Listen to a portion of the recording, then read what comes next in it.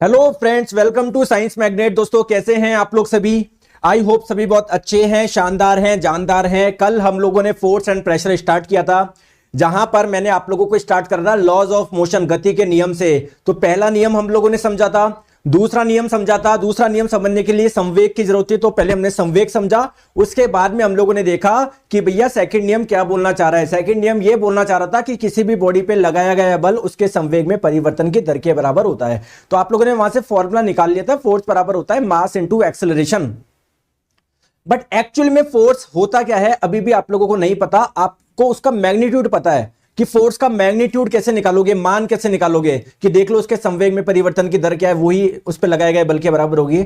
But अगर मैं आप लोगों से फील करने का पूछूं कि फोर्स है क्या, तो आप लोग शायद अभी तक फील कर नहीं पाए फोर्स को। तो आइए पहले फोर्स को हम लोग फील करने की कोशिश करते हैं।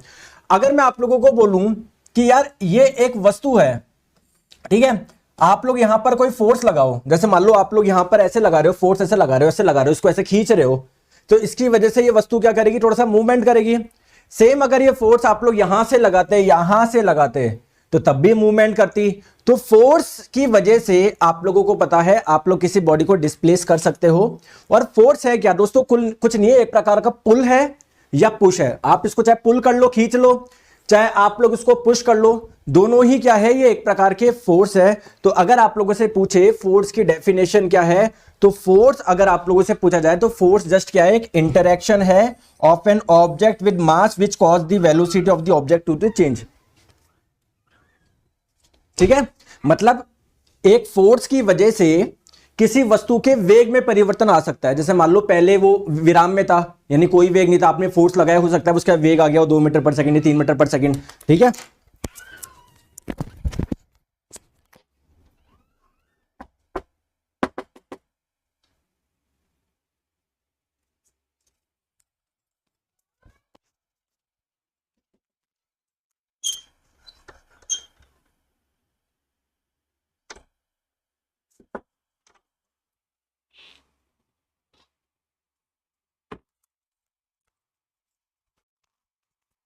ठीक है। तो फोर्स दोस्तों ऐसा इंटरेक्शन है जिसकी वजह से क्या होता है, वेलोसिटी में चेंज आता है। जैसे मैं आप लोगों को बताऊं, फॉर एग्जांपल आप लोग मान लेते हैं कोई ये ऑब्जेक्ट था जो कि किस में था, रेस्ट में था। अब जैसे ही आप लोगों ने फोर्स लगाया, हो सकता है इसके में कुछ वेग आ गया हो, 2 मीटर पर सेकंड आ गया हो, 3 मीटर पर सेकंड। या हम लोग मान लेते हैं कि दोस्तों कोई वस्तु थी, ये किसी पहले मान लेते हैं 2 मीटर पर सेकंड के वेग से चल रही थी। तो जब आप लोग इस पे फोर्स लगाएंगे तो हो सकता है इसका वेग 2 से 3 हो जाए, 4 हो जाए, 6 हो जाए, 10 हो जाए। ठीक है, तो वेग में जो परिवर्तन आता है वो किसकी वजह से आता है, फोर्स की वजह से ही आता है। ठीक है, चलो आगे हम लोग बात करते हैं नेक्स्ट पे। देखिए दोस्तों, फोर्स जो होते हैं ना वो अलग अलग टाइप के होते हैं। तो पहले हम लोग बात कर रहे हैं टाइप्स ऑफ फोर्स, है ना, टाइप्स ऑफ फोर्स। तो बेसिकली फोर्स को आप लोग 2 पार्ट में क्लासिफाई कर सकते हो। एक तो होता है कांटेक्ट फोर्सेज, जिसको आप लोग हिंदी में बोलोगे संपर्क बल, और एक होता है नॉन कांटेक्ट फोर्स, जिसे आप लोग हिंदी में क्या बोलेंगे, असंपर्क बल। जैसे अगर आप लोगों ने देखा होगा कि किसी मैग्नेट के पास में जब आप लोग किसी लोहे के टुकड़े को लेकर आओगे तो लोहे का टुकड़ा इस पे खिंचा हुआ चला आएगा क्या, यानी उस पे फोर्स लग रहा है। बट फोर्स क्यों लगा, यहां पर आयरन और मैग्नेट डायरेक्ट कांटेक्ट में थे क्या, नहीं, वो दोनों कांटेक्ट में नहीं थे, फिर भी फोर्स लग गया। तो ये जो मैग्नेटिक फोर्स है ये किस टाइप का फोर्स होगा, कांटेक्ट फोर्स होगा या non contact force? Sir non contact force होगा। समझ में आ गया? तो कांटेक्ट फोर्स और नॉन कांटेक्ट फोर्स आप लोग किसको बोलते हैं, कि अगर कोई बल लग रहा है किसी वस्तु पे तो बिना उस पे कांटेक्ट हुए लग रहा है तो इसको नॉन कांटेक्ट फोर्स बोलेंगे। जैसे भैया आयरन पे फोर्स लग रहा है, कौन लगा रहा है, ये मैग्नेट लगा रहा है, बट मैग्नेट और इस आयरन के बीच में कोई डायरेक्ट कांटेक्ट नहीं है। तो ये जो लगने वाला फोर्स है जो कि एक मैग्नेटिक फोर्स है, इसको आप लोग क्या बोलोगे, नॉन कांटेक्ट फोर्स आप लोग बोलोगे। ठीक है सर, ग्रुप डी का कट ऑफ बनाए सर पीज, अरे दोस्तों जब आएगी जब भी देख लेना क्या भी बनाए। ठीक है, तो फोर्स आप लोगों का जस्ट कुछ भी नहीं है, फोर्स आप लोगों का एक पुश है या पुल है। ठीक है, आप लोगों को यह बोला जा रहा है it can defined as pushing और पुलिंग अ पर्टिकुलर ऑब्जेक्ट। अगर किसी ऑब्जेक्ट पर आप लोग कुछ पुश कर रहे हो, धक्का लगा रहे हो या उसको पुल कर रहे हो, तो इसी को ही मैं क्या बोलूंगा, फोर्स बोलूंगा। चलिए अब देखिए आप लोगों को मैं बता दूं, जैसे मैंने बोला कि मेरे ऊपर 100 न्यूटन का फोर्स लग रहा है, तो केवल इतनी चीज सफिशिएंट है क्या? नहीं, आप लोग बोलेंगे सर आपने मैग्नीट्यूड तो बता दिया 100 न्यूटन, लेकिन आप लोग दिशा भी तो बताओ कहां पर लग रहा है, इस दिशा में या इस दिशा में। तो दोस्तों फोर्स जो होता है ना, इसको रिप्रेजेंट करने के लिए आप लोगों को मैग्नीट्यूड भी चाहिए, डायरेक्शन भी चाहिए, इसीलिए फोर्स क्या है, ये एक वेक्टर क्वांटिटी है। समझ में आ गई बात को? ठीक है, अब थोड़ा सा हम लोग इसमें आगे चलते हैं फोर्स के बारे में। फोर्स का फॉर्मूला क्या होता है ये तो आप लोगों को पता ही है। फोर्स क्या होता है, मास इनटू एक्सेलरेशन, पता है? ठीक है, अगर मैं आप लोगों को बोलूं कि फोर्स की एसआई मात्रक बताओ, तो फोर्स का एसआई मात्रक क्या होगा? एसआई मात्रक में आपको पता है जो द्रव्यमान होता है, द्रव्यमान का एसआई मात्रक क्या होता है? किलोग्राम होता है। एक्सेलरेशन का होता है मीटर पर सेकंड स्क्वायर, तो आप लोग बोलोगे एसआई मात्रक क्या है? किलोग्राम इंटू मीटर पर सेकंड स्क्वायर। अगर मैं आप लोगों से पूछूं कि फोर्स का ये जो किलोग्राम इंटू मीटर पर सेकंड स्क्वायर है, इसको कुछ और भी बोलते हैं क्या? बिल्कुल, तो दोस्तों इसी को हम लोग न्यूटन भी बोलते हैं। तो कुल मिला के फोर्स का एसआई मात्रक क्या हो गया? न्यूटन हो गया। ठीक है, ठीक है। अगर मैं आप लोगों से पूछूं फोर्स का सीजीएस मात्रक बताओ, सीजीएस मात्रक है ना, तो सीजीएस मात्रक क्या होगा? आप लोगों को पता है द्रव्यमान को सीजीएस पद्धति में किस में मापा जाता है? ग्राम में नापा जाता है। तो यहां पर तो आ जाएगा ग्राम और मीटर की जगह आ जाएगा सेंटीमीटर। ठीक है, तो ये मात्रक हो जाएगा सीजीएस मात्रक फोर्स का। और फोर्स के सीजीएस मात्रक को ही क्या बोला जाता है? डाइन बोला जाता है। ओके, समझ में आ गई बात को? कोई दिक्कत है क्या? नहीं है। तो देखो, अगर मैं आप लोगों से पूछूं इसमें और इसमें यानी न्यूटन में और डाइन में संबंध निकालो, तो आप लोग क्या बोलोगे कि भैया न्यूटन किसके बराबर है? आप लोग बोलोगे किलोग्राम इंटू मीटर पर सेकंड स्क्वायर के। ठीक है, कोई दिक्कत है क्या? नहीं। न्यूटन बराबर किलोग्राम को क्या लिख सकते हो आप लोग? ग्राम लिख सकते हो। 1 किलोग्राम में कितने ग्राम होते हैं? 1000 ग्राम होते हैं, तो मैं लिख दिया 10 की पावर 3 ग्राम। मीटर, 1 मीटर में क्या होता है? 100 सेंटीमीटर होता है, 100 की जगह लिख दो 10 की पावर 2। तो ये ऐसा हो जाएगा। ठीक है, आप मुझे एक चीज बताइए, यहां से देखकर आप लोग मुझे एक छोटी सी चीज बताइए, छोटी सी चीज बताइए क्या कि ग्राम इंटू सेंटीमीटर पर सेकंड स्क्वायर आप लोगों का क्या होगा? ग्राम इंटू सेंटीमीटर पर सेकंड स्क्वायर क्या होगा? आपका डाइन होगा। तो मैं यहां पर लिख सकता हूं क्या? लेफ्ट में हो गया न्यूटन, राइट में क्या हो गया? 10 की पावर 3 और 10 की पावर 2, कितना हो गया? 10 की पावर 5, 10 की पावर 5 हो गया। और एक ग्राम इंटू सेंटीमीटर पर सेकंड स्क्वायर आप लोगों का क्या हो जाएगा? क्या हो जाएगा? डाइन हो जाएगा। ठीक है, तो आप लोग बोलेंगे 1 न्यूटन में 10 की पावर 5 डाइन होते हैं। ठीक है, अगर आप लोगों से न्यूटन में और डाइन में संबंध पूछे तो आप लोग बोलोगे 1 न्यूटन में 1 लाख डाइन या 10 की पावर 5 डाइन होता है। ठीक है, और आप लोगों को पता ही है किसी भी m द्रव्यमान की कोई वस्तु है, मान लेते हैं 2 किलोग्राम की कोई वस्तु है, जब आप लोग उस पर कोई फोर्स लगाओगे तो उसमें क्या आएगा? उसके वेग में परिवर्तन आएगा, और वेग में परिवर्तन की दर को ही त्वरण बोलते हैं। तो अगर आप लोगों से पूछा जाए कि यार इतना फोर्स लगाया हूं 4 किलोग्राम वस्तु पे या 6 किलोग्राम वस्तु पे, तो उसमें कितना त्वरण आएगा, ये आप लोग मुझे बताइए। तो इस सूत्र से आप लोग क्या कर सकते हो? त्वरण निकाल सकते हो। कैसे निकाल सकते हो यार? फोर्स बराबर मास इंटू एक्सेलरेशन। कभी मान लो आप लोगों को बोल दिया कितना फोर्स लगा, इससे वस्तु में इतना त्वरण आ गया, बताओ उसका द्रव्यमान क्या है? तो एम भी निकाल सकते हो। मान लेते हैं आप लोगों को बोला गया इतना फोर्स है, इतने द्रव्यमान पे लग रहा है, उसका त्वरण बताओ, तो ऐसे निकाल सकते हो। तो तीनों ही चीजें आप लोग इजिली निकाल सकते हो। ठीक है, आ जाओ। अब दोस्तों फोर्स से रिलेटेड ही कुछ कॉन्सेप्ट होते हैं, आइए मैं आप लोगों को बताता हूं, जिससे आप लोग एग्जाम में कंफ्यूज ना हो जाए। जैसे एक चीज होता है थ्रस्ट। हम लोगों को लगता है थ्रस्ट जो होता है वो एक प्रकार का प्रेशर होता है। नहीं दोस्तों, जो थ्रस्ट होता है ये भी एक प्रकार का क्या होता है? फोर्स होता है। तो कौन से फोर्स को आप लोग थ्रस्ट बोलोगे? अभी मैं आपको समझाता हूं। टॉर्क आप लोग जानते हो, टॉर्क क्या होता है? मैं आप लोगों को अभी बताता हूं टॉर्क क्या है। और एक होता है आप लोगों का ड्रैग। आइए तीनों ही चीज के बारे में समझते हैं। सबसे पहले समझते हैं थ्रस्ट क्या होता है। देखो होता क्या है, कभी आप लोगों ने देखा होगा कि जब भी आप लोगों का रॉकेट चलेगा तो उसके पीछे से बर्न्ट गैसेज निकलेगी, जली हुई गैसेज। जली हुई गैसेज क्या लगाएगी? एयर पे फोर्स लगाएगी, तो एयर उतना ही फोर्स इस पे ऊपर की ओर लगाएगा, तो इसको ऊपर की ओर थ्रस्ट मिलेगा।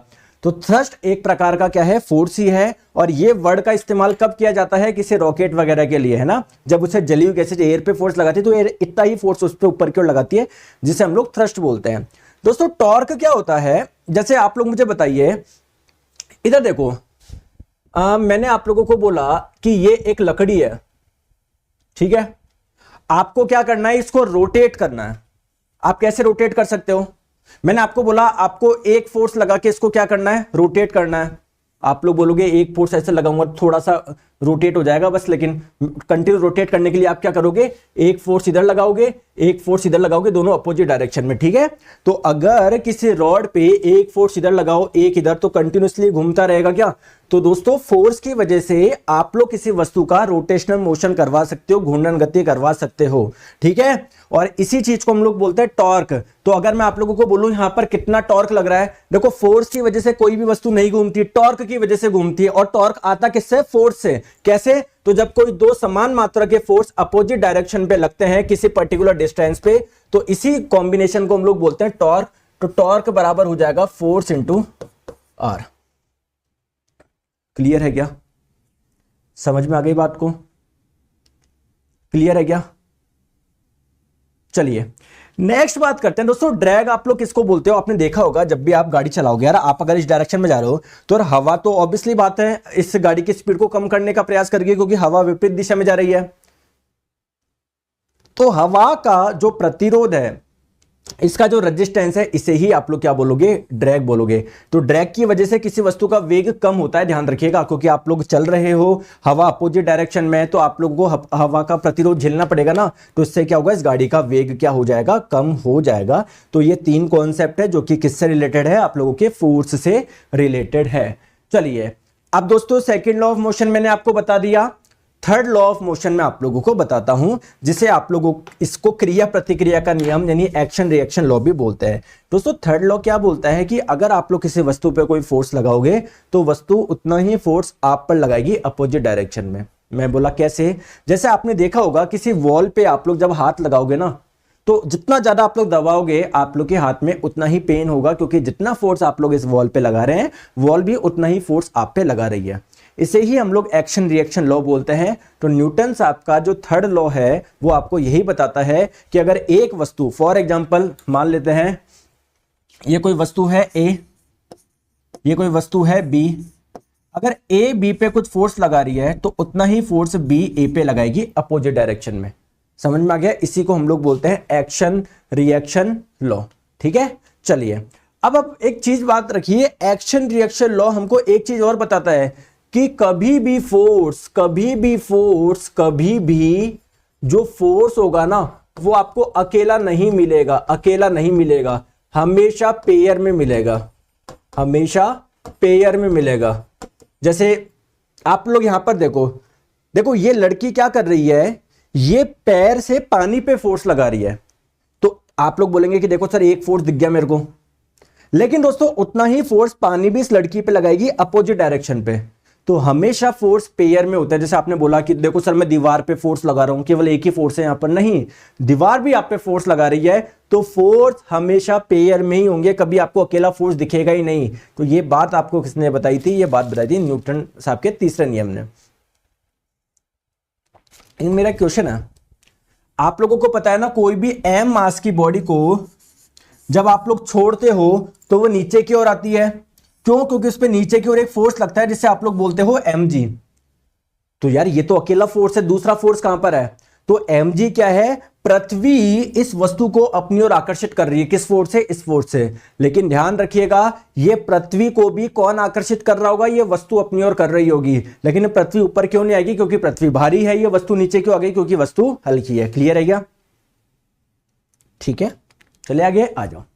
तो इसके कुछ मैं आप लोगों को एप्लीकेशन बता दूं कहां पर आप लोगों को देखने को मिलेगा। जैसे अभी मैंने आप लोगों को बताया था कोई भी रॉकेट होता है ना, जब इससे गैसेस बाहर निकलेगी तो वो एयर पे फोर्स लगाएगी और एयर इतना ही फोर्स इस रॉकेट पे लगाएगी जिसकी वजह से रॉकेट ऊपर की ओर जाएगा। समझ में आ गया? ठीक है, ठीक है दोस्तों। आप लोग मुझे बताइए, जैसे प्लेन में भी देख लीजिए, यहां से जब हॉट गैसेज बाहर निकलती है ना, हॉट गैसेज जब बाहर निकलती है, हॉट गैसेज जब बाहर निकलती है ना, तो ये एयर पे फोर्स लगाती है, एयर उतना ही फोर्स इस पे अपोजिट डायरेक्शन में लगाते हैं जिसकी वजह से ये मोशन कर पाता है। आप लोगों ने देखा होगा कि जब आप लोग किसी नदी के किनारे से बोट से जब आप लोग इस पे आते हो, तट पे आते हो, तो होता क्या है, आप लोग फोर्स कहां पर लगा रहे हो? इस पे पैर से इस दिशा में, तो ये आप पे लगा रहा है इस दिशा में, तो ये फोर्स ऐसे ट्रांसफर होगा जिसकी वजह से बोट जो होगी ना वो पीछे की ओर जाएगी। क्लियर है? समझ में आ गई बात को? चले आ जाओ। तो दोस्तों इन तीनों का मैं आप लोगों को क्विक रिवीजन करवा देता हूं कि फर्स्ट लॉ आपको क्या बोल रहा था, सेकंड लॉ आपको क्या बोल रहा था और थर्ड लॉ क्या बोल रहा था।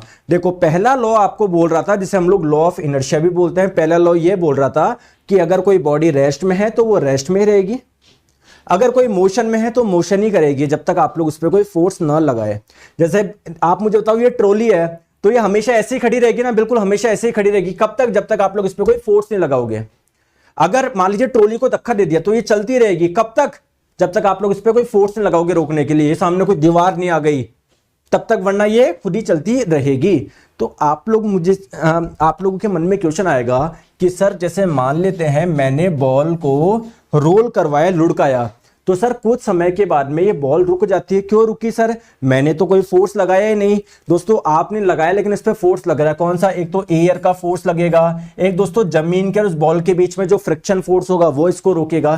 तो कुल मिला के फोर्स लग रहा है इसलिए रुका है। अगर कोई फोर्स नहीं होता तो ये कभी भी रुकता नहीं। समझ में आ गई बात को? चले आगे आ जाओ। नेक्स्ट बात करते हैं सेकंड लॉ आप लोगों को क्या बोल रहा है। सेकंड लॉ बस ये बोल रहा है कि देखो एक तो आप इस पे फोर्स लगाओ, आपने देखा ना फोर्स लगाने से वेलोसिटी में चेंज आता है यानी एक्सेलरेशन आता है। तो एक तो आप इस पे फोर्स लगाओ, एक आप इस पे फोर्स लगाओ। किसमें एक्सेलरेशन ज्यादा आएगा? इसमें, क्योंकि ये हल्का है। आप लोगों को सेकंड लॉ यही बताता है, फोर्स बराबर मास इनटू एक्सेलरेशन। तो एक्सेलरेशन क्या होगा? Force upon mass. तो अगर मास से ज्यादा होगा तो एक्सेलरेशन क्या होगा? कम होगा। तो इसका एक्सेलरेशन कम होगा, इसमें इसके वेग में जो चेंज होगा ना वो क्या होगा? कम होगा। हाँ यस जैन जी, आप टीम से बात कर लीजिएगा, नंबर मैंने आप लोगों को दे रखे हैं। ठीक है, बात करते हैं थर्ड लॉ की जिसे आप लोग एक्शन एंड रिएक्शन लॉ भी बोलते हैं। देखो हो क्या रहा है, प्लीज आप लोग ध्यान से समझिए। हो क्या रहा है, ये जो लड़का है ये इस ट्रॉली पे कुछ फोर्स लगा रहा होगा, तो ये ट्रॉली भी उतना ही फोर्स इस लड़के पे लगा रही होगी। अब आप लोग बोलेंगे लड़का पीछे क्यों नहीं आ रहा? क्योंकि लड़के का द्रव्यमान ज्यादा है, भारी है, 60-70 किलो का, ये 1-2 किलो का है। तो एक तो मान लो 100 न्यूटन 1 किलोग्राम फोर्स पे, 1 किलोग्राम वस्तु पे लगे और एक 200 किलोग्राम फोर्स पे लगे, 200 किलोग्राम वस्तु पे लगे, तो कुछ फर्क होगा ही नहीं इंसान पे। लेकिन इस पे फर्क हो जाएगा क्योंकि इसका द्रव्यमान हल्का है, जिसकी वजह से ये आगे चलेगी। ठीक है, चलिए दोस्तों, क्या आप लोगों को समझ में आ गए तीनों लॉ?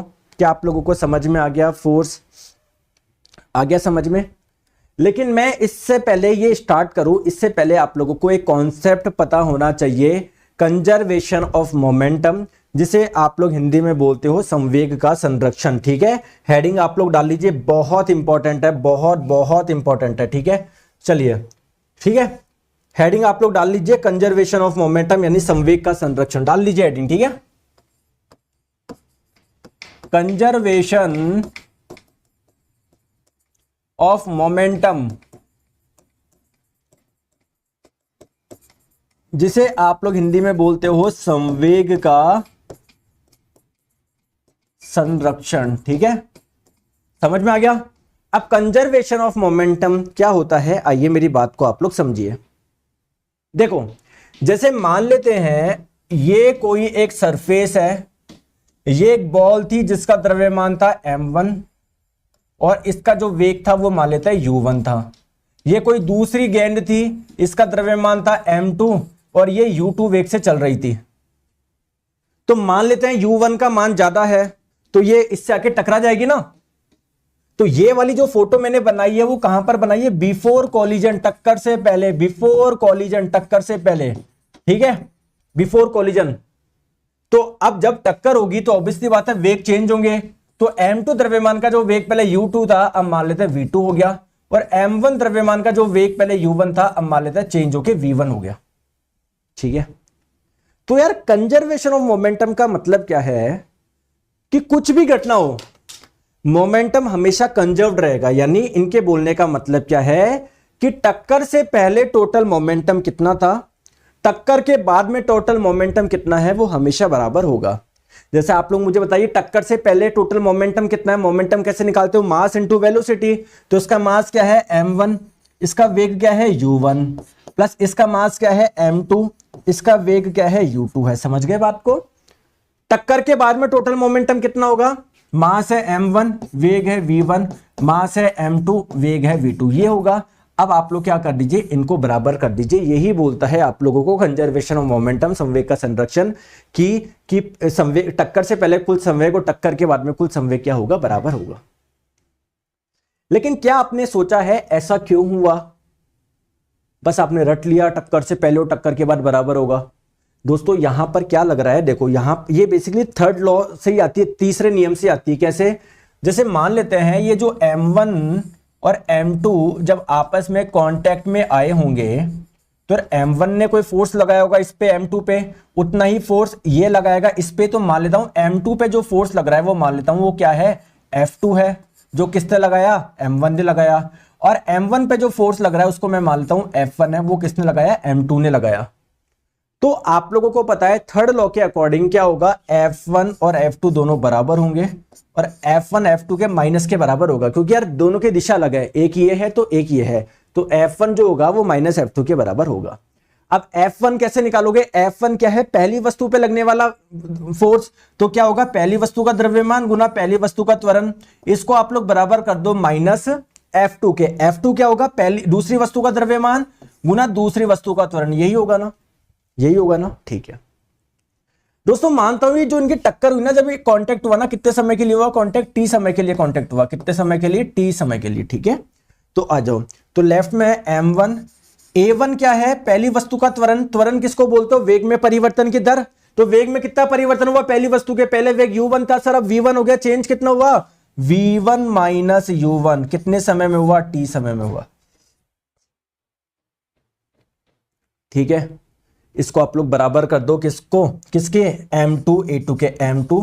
A2 क्या होगा, दूसरी वाली वस्तु का त्वरण क्या होगा, इसकी वेलोसिटी U2 से V2 हो गई, कितना चेंज हुआ, V2 माइनस U2, इतना चेंज हुआ कितने टाइम में, T टाइम में। ठीक है, तो इसको आप लोग बराबर कर दो, माइनस का साइन आप लोग लगा दीजिए। ठीक है, तो यहां से क्या होगा, T से T कट जाएगा, जब आप लोग इसको सॉल्व करोगे ना तो ये M1 U1 plus M2 U2 बराबर M1 V1 plus M2 V2 देगा।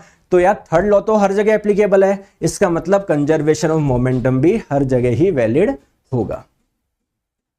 अब इन वाले क्वेश्चन को आप लोगों को कहां पर अप्लाई करना है, आप लोगों को पता होगा, जब भी किसी बंदूक से, जैसे मान लेते हैं ये बंदूक है, इस बंदूक के अंदर मान लेते हैं कुछ गोली है, तो जब बंदूक से गोली निकलती है, फायर होता है, तो आपको पता है जो बंदूक होती है पीछे की ओर आती है।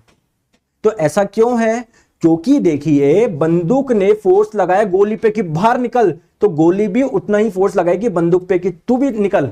तो गोली इस तरफ जा रही है, इस तरफ फोर्स लग रहा है, तो बंदूक पे क्या लगेगा, इस तरफ लगेगा। ओके, समझ रहे हो बात को। तो अगर मैं आप लोगों से पूछूं कि यार मान लेते हैं 2 किलोग्राम की क्या थी, बंदूक थी, इसके अंदर मान लेते हैं 0.1 किलोग्राम की क्या थी, गोली थी। तो जब आप लोगों ने फायर करा तो जो गोली निकली बाहर वो 200 मीटर पर सेकंड के वेग से निकली। तो मुझे बताइए बंदूक पीछे कितने वेग से आएगी, इसे बोलते हैं हम लोग रिकॉइल वेलोसिटी, प्रतिक्षेप वेग। चलिए ये बंदूक का प्रतिक्षेप वेग निकालिए, बताओ, निकालिए, बंदूक का प्रतिक्षेप वेग निकालिए, निकालिए,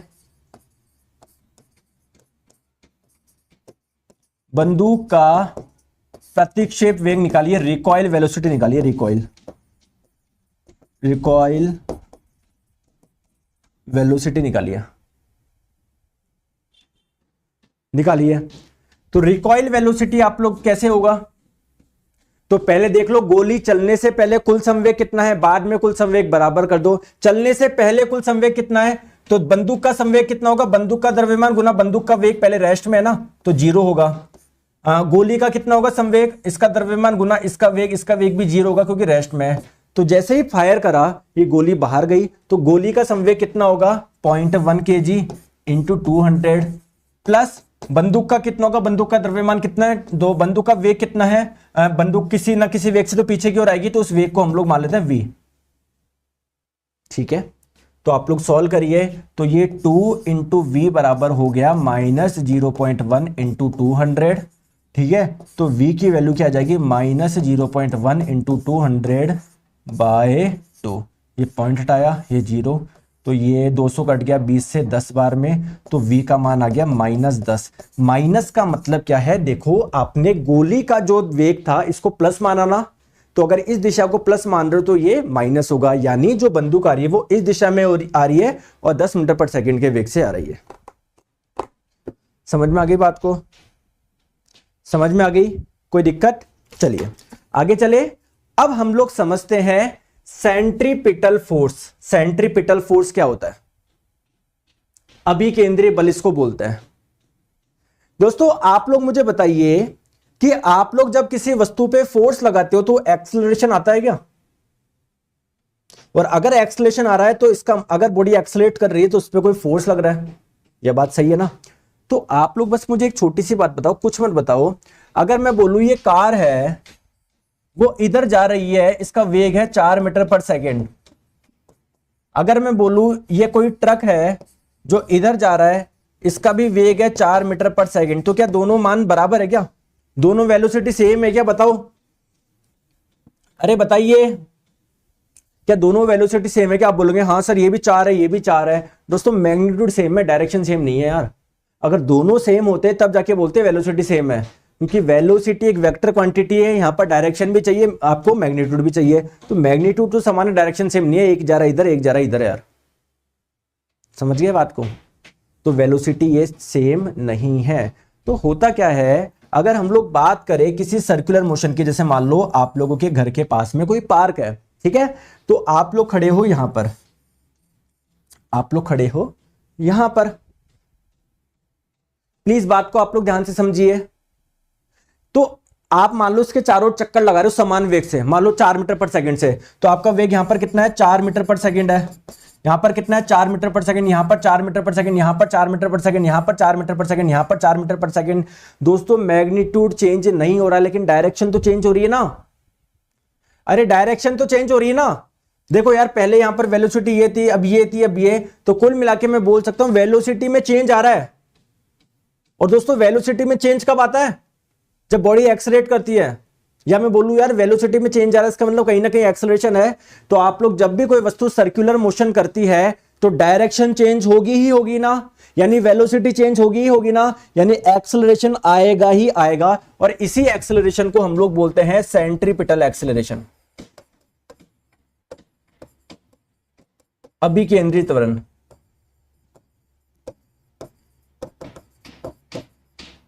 समझ गए बात को?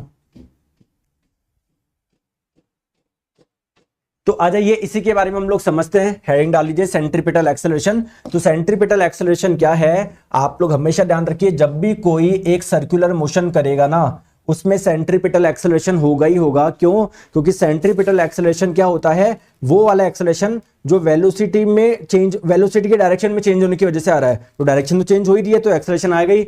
तो जब भी कोई सर्कुलर मोशन करेगा सेंट्रीपिटल हमेशा होगा, हमेशा होगा, अभिकेंद्रीय त्वरण हमेशा होगा। और अगर आपसे पूछो सेंट्रीपिटल एक्सेलरेशन का मान बताओ, इसका सूत्र बताओ, तो इसका सूत्र होता है v²/r।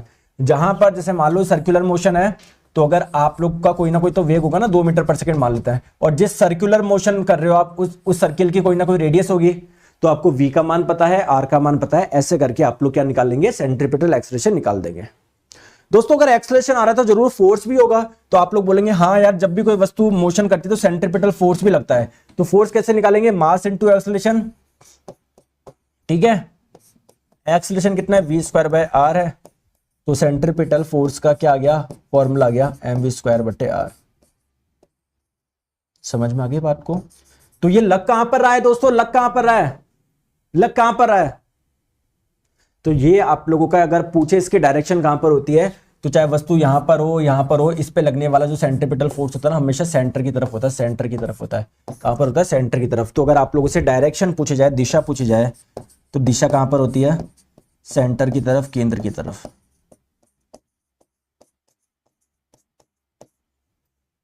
ठीक है, आ गया समझ में?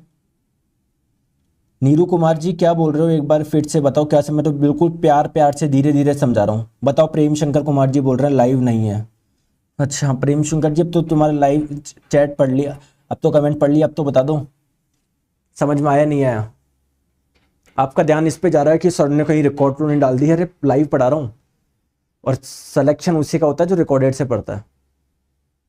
लाइव में तुम जवाब देते नहीं हो। सिलेक्शन लेने वाला बच्चा बताऊँ क्या करेगा, कोई बात नहीं वीडियो जान दो, ऐसे 1.5 घंटे की है ना, 1 घंटे की ना 2x पर करके देखूंगा, तो बच्चे जो फालतू के कमेंट करते हैं ना वो भी लैप्स हो जाएंगे, मेरा जल्दी जल्दी कवर हो जाएगा सिलेबस। ही होता है अच्छे स्टूडेंट की निशानी। तुम्हारा दिमाग इस पर जा रहा है कि लाइव है, ये रिकॉर्डेड है, सो रिकॉर्डेड तो नहीं है। अरे सिलेक्शन रिकॉर्डेड वाला की होगा, लिख लो आप, लाइव वाले का भी होगा, लेकिन तुम पढ़ो तो सही तब होगा ना। तुम्हारा ध्यान इसमें जा रहा है कि लाइव है, रिकॉर्डेड है। रिकॉर्डेड अब देखना, इतने बच्चों ने बैच ज्वाइन कर रखा है, बहुत कम परसेंटेज, केवल 5% बच्चे लाइव आते हैं, बाकी 95% क्या था कॉलेज स्कूल वगैरह। ये है आराम से एक बार शाम तक वीडियो, मतलब जैसे मान लो 1 से 2 क्लास हुई, 2:30-1 बजे तक वीडियो जाता है, शाम को देखते हैं, बढ़िया 2x पे करके जल्दी से अपने नोट्स बना लेते हैं, PDF है ही।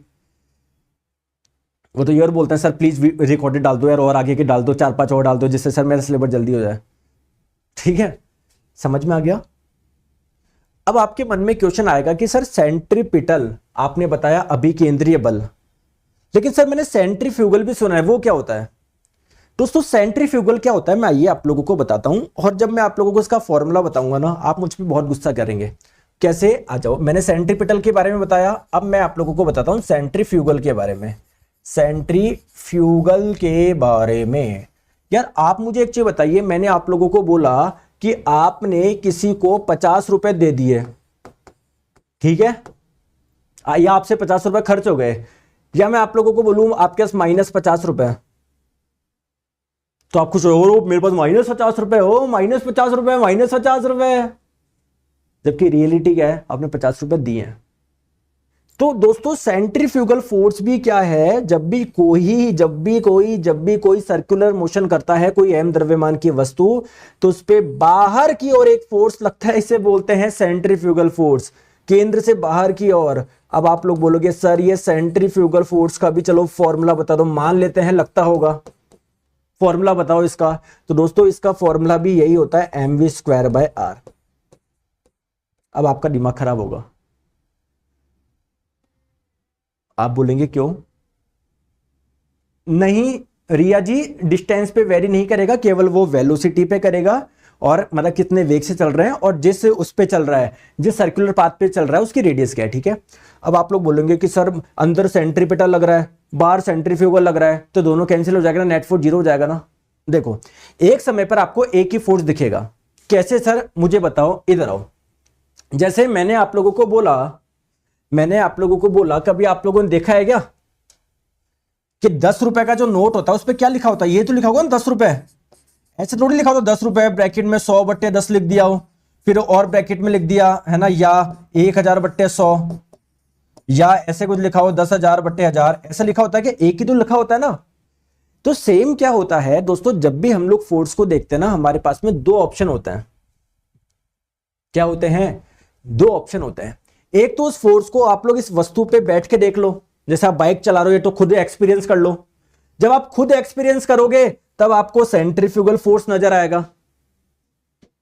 अगर आप लोग किसी ऐसी जगह बैठे हो, रेस्ट में हो, आप बाहर से होके देख रहे हो ना, तब आप लोगों को फोर्स कहां पर लगेगा? अंदर लगेगा। वो समझ में आ गई बात को?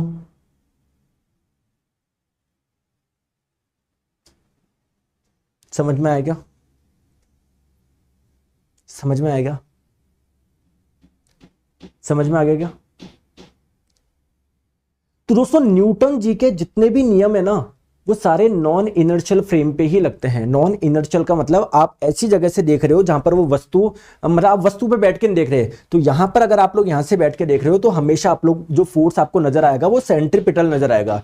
लेकिन जब आप खुद यहां पर बैठे हो, ऑब्जर्वर आप खुद हो, तब आपको बाहर की ओर फोर्स नजर आएगा। इसीलिए दोस्तों यही कारण है, जब आप लोग झूलने जाते हो तो आप तो खुद बैठे हो, तो आपको बाहर की ओर फोर्स नजर आएगा क्या? आपको लगेगा कोई, जैसे मान लो गलती से ये गिर नहीं जाए वरना बाहर की ओर गिर जाओगे। तो ये होता है सेंट्रीफ्यूगल फोर्स। दोस्तों सेंट्रीफ्यूगल फोर्स और सेंट्रीपिटल फोर्स में आप लोगों को ज्यादा कंफ्यूज नहीं होना है, दोनों एक ही है। ठीक है, सेंट्रीफ्यूगल बाहर की ओर लगता है, सेंट्रीपिटल अंदर की ओर लगता है। तो कब उस सेंट्रीफ्यूगल को सेंट्रीपिटल बोलोगे? जब आप बाहर से देख रहे हो। कब उस सेंट्रीपिटल को सेंट्रीफ्यूगल बोलोगे? जब आप उस पर बैठ के देख रहे हो। क्लियर है क्या? चले आ जाओ, अब बात करते हैं हम लोग फ्रिक्शन की, घर्षण की। फ्रिक्शन क्या होता है दोस्तों? कुछ भी नहीं है। हम लोग बोलते हैं ना कि जैसे मान लो ये एक सरफेस है, इस पे कोई वस्तु है, आप कई बार क्या करते हो, जैसे मान लेते हैं ये सरफेस है, इस पे कोई वस्तु है, मैंने चिन्नू से फोर्स लगाया, 1 न्यूटन का लगाया, बहुत कम का फोर्स लगाया, मान लेते हैं ये हिली नहीं, क्यों? क्योंकि इसके और इसके बीच में क्या है, कुछ फ्रिक्शन है, घर्षण हम बोलते हैं ना। अगर ये बिल्कुल ही स्मूथ सरफेस होती, बिल्कुल चिटपिटी होती, आप मुझे एक चीज बताओ, बिल्कुल शानदार मार्बल है, बिल्कुल पॉलिश किया हुआ, उसमें आपको कोई कार्टून को खींचना है तो कितना आसानी से खींच जाएगा। अगर कोई रफ होता है तो इतना आसानी से नहीं खींचता, क्योंकि फ्रिक्शन ज्यादा होता है, फोर्स ज्यादा लगाना पड़ेगा। ठीक है, तो फ्रिक्शन आप लोगों का क्या है, कुछ भी नहीं है दोस्तों, ये एक रेजिस्टिव फोर्स है। ये एक रेजिस्टिव फोर्स है जो कि क्या करता है, जो कि क्या करता है, मोशन को कम करने का प्रयास करता है। कैसे सर, समझाओ। देखो दोस्तों, होता क्या है, जब इस सरफेस को और इस बॉडी को जब आप लोग माइक्रोस्कोप से देखो तो ये सरफेस आपको जो प्लेन नजर आ रही है ना, कुछ ऐसी होती है। सिमिलरली जो ये बॉडी होती है ना, ये आप लोग को ऐसे नजर आएगी, ऐसे ऐसे ऐसे ऐसे। तो क्या होता है, इसके बीच में और इसके बीच में हो जाती है इंटरलॉकिंग। क्या हो जाती है दोस्तों, इंटरलॉकिंग। तो जो फोर्स आप लोग लगाते हो, स्टार्टिंग में मूव क्यों नहीं कर पा रहा, क्योंकि इनमें इंटरलॉकिंग हो रही है। तो जब ज्यादा फोर्स लगाओगे तो मूव क्यों कर जाता है, क्योंकि इनके जो इंटरलॉकिंग हो गई थी, जो बॉन्ड बन गए थे, वो टूट जाता है।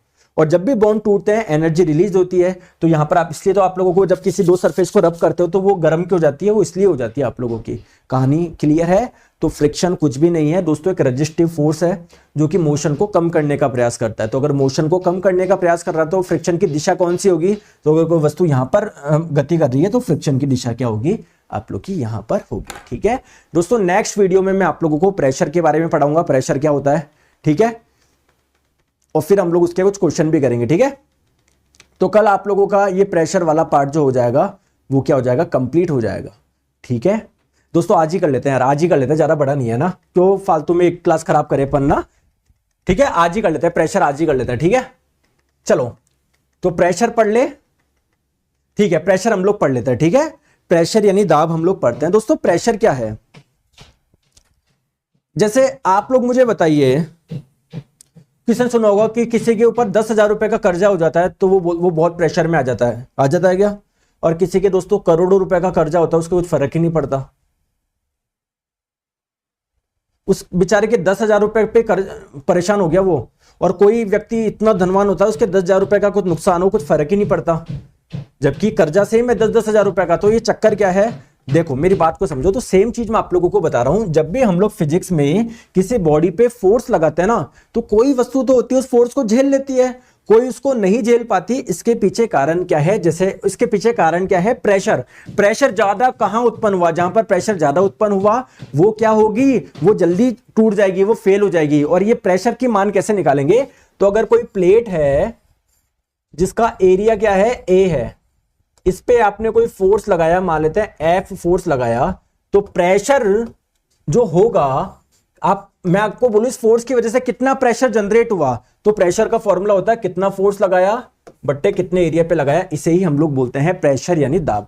ठीक है, तो जैसे अगर मैं आप लोगों को बोलूं कि ये जो आप फोर्स लगा रहे हो, अगर बहुत कम एरिया पे लगा रहे हो, तो अगर एरिया का मान कम होगा ना तो प्रेशर क्या होगा, ज्यादा आप लोगों का जनरेट होगा। या जिस पे आप लोग लगा रहे हो वो अगर एरिया ज्यादा है, अगर वो एरिया ज्यादा है तो प्रेशर क्या होगा, कम जनरेट होगा। इसका मैं आप लोगों को एग्जांपल बताता हूं। क्या कभी आपने देखा है कि लकड़ी के टुकड़े में अगर आप लोग ऐसे कील ठोकोगे तो वो अंदर जाएगी क्या, ऐसे जाएगी क्या? Okay the boss sir, class की टाइमिंग क्या है, डेली 1 PM होती है। ठीक है द बॉस,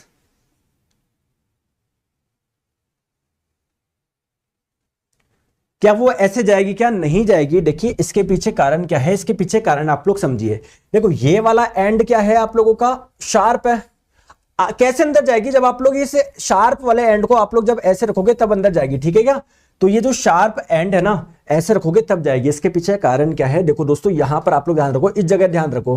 प्रेशर क्या होता है आप लोगों का, फोर्स अपॉन एरिया होता है ना, होता है ना।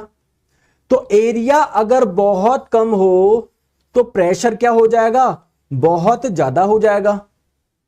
मैं अगर आप लोगों को बोलूं एरिया बहुत ज्यादा होगा तो प्रेशर क्या होगा, बहुत कम होगा। यहां पर एरिया क्या कर दिया आपने, ज्यादा कर दिया, तो इस जगह प्रेशर काफी कम होगा। तो जो ज्यादा प्रेशर की इधर जरूरत थी इधर आ ही नहीं पाए, इधर कम है क्योंकि यहां पर एरिया ज्यादा ले लिया। जबकि यहां पर क्या होगा, फोर्स बट्टे एरिया, यहां पर एरिया क्या है आपने कम लिया, तो ये क्या होगा, ये मान प्रेशर का मान ज्यादा होगा, ज्यादा प्रेशर होने की वजह से यहां पर ये अंदर घुस जाएगी। क्लियर है क्या? क्लियर है, समझ गए बात को? तो इसलिए ये कील आसानी से क्यों ठुक रही है, क्योंकि आपने शार्प एंड जब नीचे रखोगे तो एरिया कम होगा नीचे और प्रेशर क्या होगा, ज्यादा जनरेट होगा। ठीक है, चलिए नेक्स्ट हम लोग बात करते हैं दोस्तों प्रेशर का। अगर मैं आप लोगों से फॉर्मूला पूछूं तो सर प्रेशर कैसे निकालते हो, कितना फोर्स लग रहा है, कितने एरिया पे लग रहा है, इसे ही आप लोग क्या बोलते हो, प्रेशर बोलते हो। तो अगर मैं आप लोगों से पूछूं प्रेशर का मात्रक बताओ क्या होगा, तो प्रेशर का एसआई मात्रक बताओ, तो आप लोग बोलेंगे सर फोर्स का तो एसआई मात्रक होता है न्यूटन, एरिया का होता है मीटर स्क्वायर, तो प्रेशर का एसआई मात्रक हो जाएगा न्यूटन बट्टे मीटर स्क्वायर, और इसे ही क्या बोलते हैं, पास्कल बोलते हैं। क्लियर है? ठीक है, तो आप लोगों से अगर कोई पूछा जाए पास्कल क्या है, कुछ भी नहीं है, न्यूटन इंटू मीटर स्क्वायर को ही हम लोग पास्कल बोलते हैं, जो कि क्या है, इसको प्रेशर को मेजर करने की एक यूनिट है। दोस्तों एक चीज मुझे और बताएंगे आप लोग, क्या मैं न्यूटन कैसे आया था आपका, अरे यार किलोग्राम इंटू मीटर पर सेकंड स्क्वायर को तो आप लोगों ने न्यूटन बोला था, तो न्यूटन की जगह में लिख दिया किलोग्राम इंटू मीटर पर सेकंड स्क्वायर, नीचे मीटर स्क्वायर था ही आप लोगों का। तो अगर मैं पूछूं प्रेशर का मात्रक और क्या हो सकता है, आप लोग बोलोगे किलोग्राम बट्टे मीटर सेकंड स्क्वायर, या फिर आप लोग किस लिख सकते हो, किलोग्राम इंटू मीटर की पावर -1 सेकंड की पावर -2। क्लियर है क्या? ठीक है, चले आगे। ठीक है दोस्तों, कई बार आप लोग सुनते हो प्रेशर है 100 पास्कल 1000 पास्कल, तो यार उसका मतलब क्या, देखो, या किलो पास्कल आपने सुना होगा, किलो का मतलब होता है 10 की पावर 3, तो किलो पास्कल का मतलब होता है 10 की पावर 3 पास्कल, या फिर 1000 पास्कल। ठीक है, तो इसमें ज्यादा कंफ्यूज मत हो जाना, आप सोच रहे हो किलो पास्कल क्या आ गया सर। ओके, चलिए अब आप लोग मुझे बताइए एयर और वाटर प्रेशर के बारे में सुना है क्या, एयर प्रेशर, एटमॉस्फेरिक प्रेशर सुना है? दोस्तों आप मुझे बताइए, हमारी पृथ्वी के ऊपर क्या है, एयर है, तो एयर भी तो कोई ना कोई फोर्स लगाती होगी, और फोर्स बट्टे एरिया को ही हम लोग प्रेशर बोलते हैं। तो कुल मिला के मैं बोल सकता हूं क्या, यार ये एयर का भी तो कुछ ना कुछ प्रेशर होता होगा जो कि इस अर्थ पे लगता है क्या? अरे यार दोस्तों, ये हमारी जो पृथ्वी है इसके चारों ओर क्या है, वायु है ही नहीं है, तो वायु जो फोर्स लगाएगी, या मैं आप लोगों से पूछूं, देखो आप इधर जाके एक प्लेट रख दो, इधर एक प्लेट रख दो, इधर इस जगह एक प्लेट रख दो, तो यहां पर जो एयर होगी इस पे फोर्स लगाएगी, तो उस फोर्स बट्टे एरिया क्या हो जाएगा, यहां पर प्रेशर हो जाएगा। दोस्तों कहीं पर और प्लेट जाके रख दोगे, वहां पर भी प्रेशर होगा, तो यह प्रेशर होगा ही यार, है ना। हो सकता है दोस्तों यहां पर ज्यादा हो, ऊपर जाते जाते कम हो, क्यों कम होगा, क्योंकि वहां पर एयर इतनी ज्यादा नहीं है, तो एयर जब ज्यादा नहीं होगी तो फोर्स भी कहां पर लगेगा, ज्यादा नहीं लगेगा ना। आ जाओ, तो आप लोगों को ध्यान रखना है दोस्तों, जितनी ज्यादा आप लोग ऊंचाई पे जाओगे एयर का मान कम होता जाएगा। अरे यार जैसे मान लो ये हमारी पृथ्वी है, ये हमारी पृथ्वी है, तो यहां पर एयर ज्यादा है, जैसे जैसे जैसे जैसे ऊपर जाते जाओगे एयर कम होती जाएगी, तो एयर प्रेशर भी क्या होगा, कम होगा। तो अगर माउंट एवरेस्ट की बात करें, जो सबसे ऊंचा पर्वत है जिसकी ऊंचाई 8848 मीटर है, वहां पर एयर प्रेशर बहुत कम है। एयर प्रेशर बहुत कम होने का मतलब है एयर बहुत कम है। और देखो कोई भी चीज हाई प्रेशर से लो प्रेशर की ओर फ्लो होती है, तो अगर बाहर प्रेशर कम होगा तो क्या बाहर से चीजें अंदर आ पाएगी क्या, अंदर एयर जाएगी नहीं, एयर नहीं जाएगी तो इस एयर में जो ऑक्सीजन होगा वो भी नहीं जाएगा, आप लोगों को सांस लेने में तकलीफ आएगी। ठीक है क्या सर, पीडीएफ मिलेगी क्या, क्योंकि नोट तो नहीं कर पा रहा इतना फास्ट। हाँ दी बॉस, क्लास के बाद में आप लोगों को पीडीएफ मिल जाएगी। ठीक है, समझ में आ गई बात को? ठीक है, नेक्स्ट हम लोग बात करते हैं, जैसे मैंने आपको बताया ऊंचाई पे प्रेशर बहुत कम है, तो यार एयरप्लेन तो बहुत ऊंचाई पे उड़ता है, वहां पर भी प्रेशर कम होगा, तो प्रेशर कम होगा तो कोई भी चीज हाई प्रेशर से लो प्रेशर फ्लो होती है, यानी बाहर से अंदर नहीं आ पाएगी, बाहर से अंदर एयर नहीं आ पाएगी, तो उसमें ऑक्सीजन भी नहीं होगी, हम लोगों को दिक्कत हो जाएगी। तो बाहर वहां पर क्या रखता है, एयर प्रेशर मेंटेन रखते हैं अंदर, जिसकी वजह से बाहर से अंदर आप लोग की एयर जाती रहे, ऑक्सीजन जाती रहे, आप लोगों को कोई भी दिक्कत नहीं आए, आप लोग इजीली ब्रीथ कर पाए। नेक्स्ट बात करते हैं दोस्तों वाटर प्रेशर की। देखो दोस्तों वाटर प्रेशर में आप लोगों को एक चीज समझना है, मुझे एक चीज बताओ आप, देखो इधर देखो, जैसे मान लेते हैं ये कंटेनर है, इसमें पानी भरा हुआ है, पानी भरा हुआ है, पानी भरा हुआ है। एक तो आप लोग यहां पर नीचे जाके बैठ जाओ, एक आप लोग यहां पर जाके बैठो, आप पे प्रेशर ज्यादा कब आएगा, तो प्रेशर यहां पर ज्यादा आएगा, क्योंकि यहां पर आपके ऊपर देखो कितना सारा पानी है, कितने सारे पानी का फोर्स होगा, जबकि यहां पर केवल इतने से पानी का फोर्स होगा।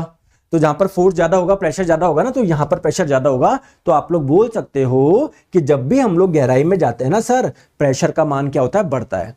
आपने ये चीज नोट भी करी होगी कि जैसे मान लो आपने कोई कंटेनर लिया, इसमें दो छेद कर दिए, एक यहां पर एक यहां पर।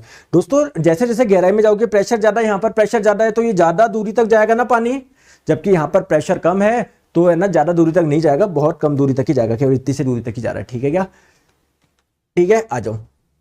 अब होता क्या है, हमारी पृथ्वी जो होती है ना, इसके चारों ओर एयर है, वायु है। वायु पृथ्वी की सतह पे जो दाब लगाती है, इसे आप लोग क्या बोलते हो? वायुमंडलीय दाब बोलते हो। इसको क्या बोलते हो? एटमॉस्फेरिक प्रेशर आप लोग बोलते हो।